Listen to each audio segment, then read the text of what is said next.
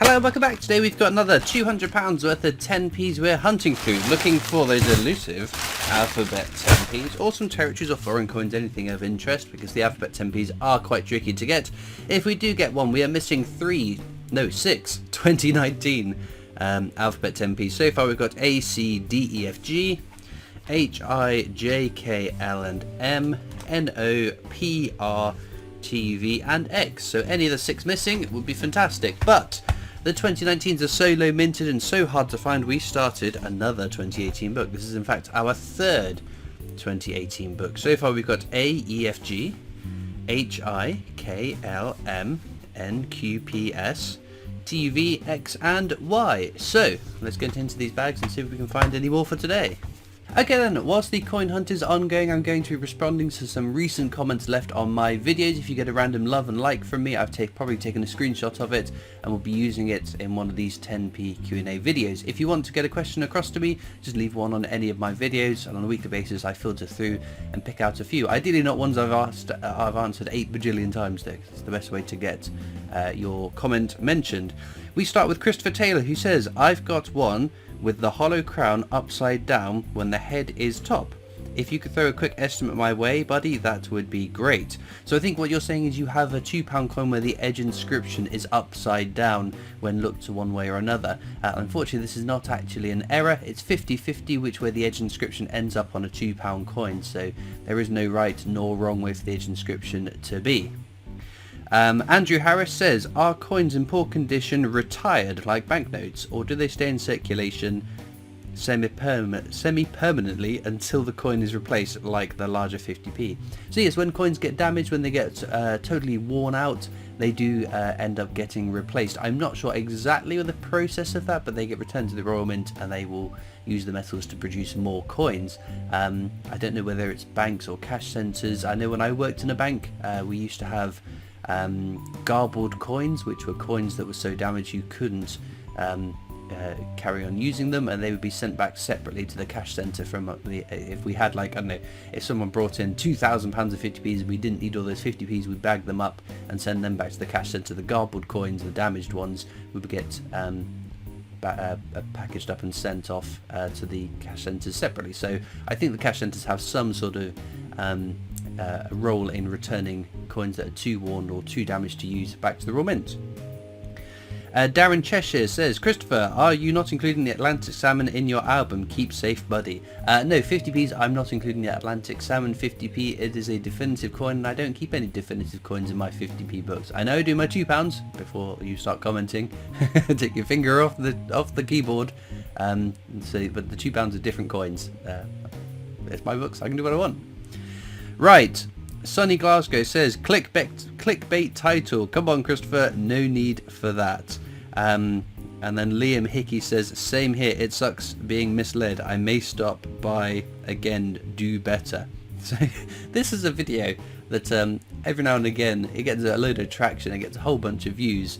It's a 50p coin, number 48 for book number 6, and I titled it The Fabled £63,000 50p Coin. And in the image you have the Battle of Hastings 50p. I don't quite get. I don't think it's a clickbait because it was the fabled. This is the myth that goes around about the Battle of Hastings 50p, that it's worth £63,000. Thanks in part to, I think was it Lad Baby. The founder of Battle of Hastings found one listed at £63,000, and as a successful YouTuber then got into the national media about it and helped spread that misinformation, which is something I go on to explain in the video, that it is a 50p worth sometimes a smidge over face value. A collector might pay £1 for it if they need one, but it is not worth £63,000. Otherwise my collection would be worth 10 times what it actually is worth, because I've got tons of Battle of Hastings 50p's. But I try my best not to clickbait, but there is an element of having to entice views onto your videos. But I try and be fair in my video titles and thumbnail, and equally trying to get the balance of then not giving away massive spoilers for the video. So if I find a Kew Gardens 50p, I don't want to show that Kew Gardens 50p in the thumbnail, because it's a nice little like surprise for the viewers that are regularly watching. So it's a balance to try and get, and I think I fall quite fairly in my titles and thumbnails. But To YouTube people that obviously didn't watch the whole video, okay. Eric C. Pop says, I don't even collect coins and I'm not sure why I was recommended in my feed. I watched the whole video. Interesting. Cheers. Well, thank you very much. I'm glad you enjoyed the video. I think it's not everyone that watches my videos are interested in coins. Sometimes I get comments from people that just say it's quite therapeutic watching all the coins being sorted through, and I guess it's the excitement of potentially finding something really, really rare, which does happen from time to time.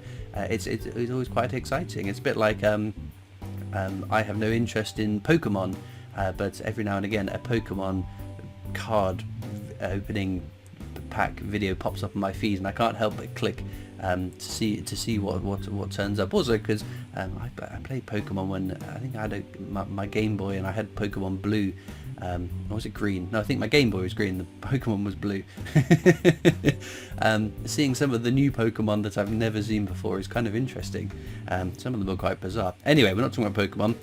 Anthony Andrews says, what's your take on the Salmon 50p? They seem to be going... They seem to think it's going to be a low mintage and consequently a higher price. I haven't seen one in the wild yet, but have the definitive set, as probably everyone has. Salmon 50p, we're still awaiting mintage figures. Who knows when they're going to come out? Allegedly they will be released before the end of the year, and that will definitively answer the question, how many salmons were minted for circulation? I'm hearing all sorts of things. In the past, the Royal Mint announced it would be 5 million, then they retracted that statement. Some people have suggested it's going to be 500,000. Some people have suggested it's going to be lower than the Kew Gardens. I've seen people suggesting it's going to be 50,000. The short answer is we don't know. We have no idea. Well, there's not an awful lot of them turning up. In all the 50p's I've hunted through, I think I found 2. So potentially could be low minted, but as I keep saying, this could be the first tranche of them. We could have just had, I don't know, 500,000 put into circulation, but there's another 10 million at the Royal Mint in the long store waiting to feed into circulation. We don't know exactly how many. We know it wouldn't be 5 million though, because the Royal Mint retracted that statement. It's going to be more or less than 5 million, but we'll have to wait and see. We don't really know. So it's a bit of a gamble, isn't it? If you're spending big bucks on it and they end up really low minted, they could be worth more. If you spend big bucks on it and there's tons of them, they might not be worth an awful lot. And what I would warn, as it is the definitive design, it is a design that could potentially be minted for many, many years over time, just like the Shield, just like the Britannia. Eventually there'll be potentially lots of salmons out in circulation, and although this might be a key date worth more, I'm not sure in 10 years, if we get 10 years of circulating salmons, especially if we have a really common year in the mix, that they're going to be worth the premiums they're selling for right now. So buyer beware. Okay, that noodle says, hi there, could you tell me if King Charles 50 pence with no date our crown on is worth anything? Thank you, from Mark. Right, Mark, I'm not quite sure which one you mean. There seems to be 2 different coins. So there's the Memorial 50p, uncrowned portrait of the King, released in 2022, the first circulating coin to feature King Charles III's portrait. That will have a date.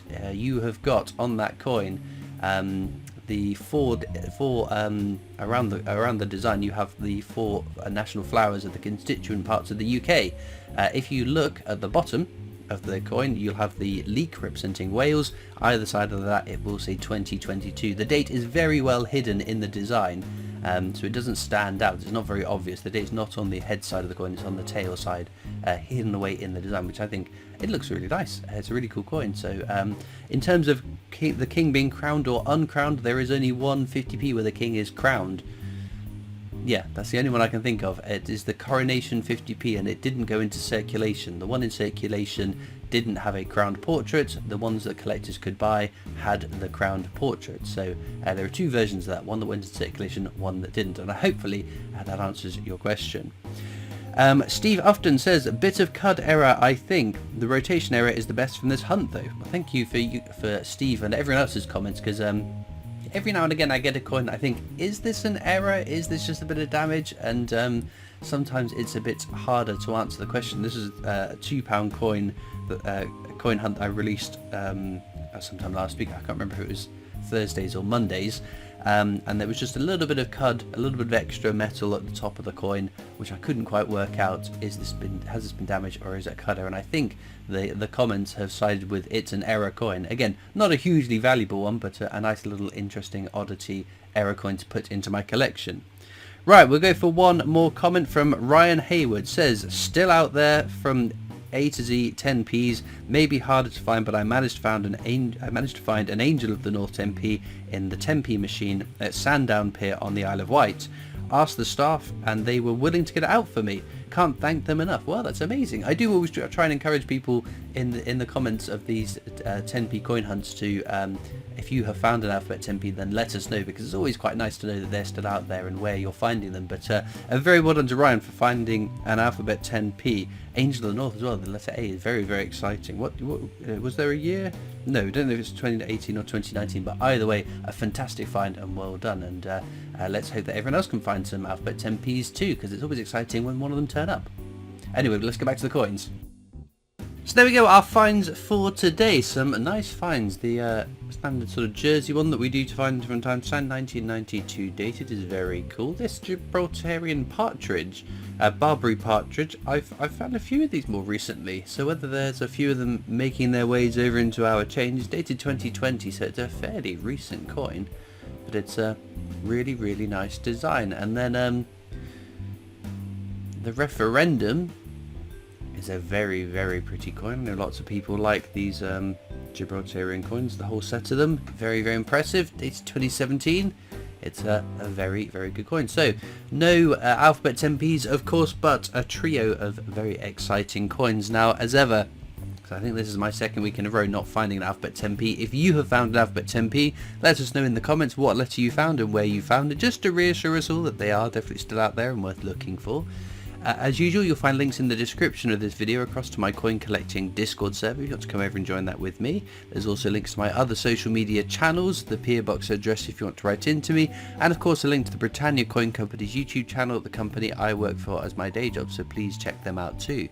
All it leaves me to do now though is thank you so much for watching. I hope you've enjoyed, and I'll see you next time for more coins. Bye.